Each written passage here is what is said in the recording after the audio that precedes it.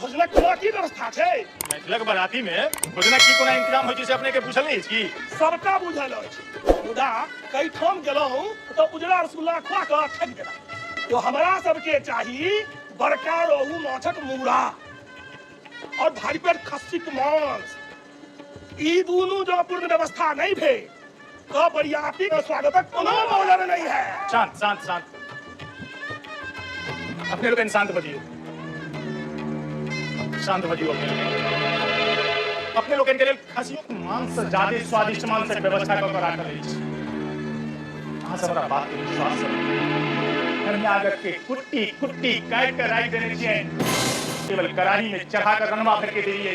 विश्वास करब, यदि ओहो सबके लोग के तृप्ति नहीं भेटल दस समान के यहाँ पर मुड़ी लगा सुतल छी और अपने लोग के हलाल में तृप्त करब श्रीमान, जरूर तृप्त करब।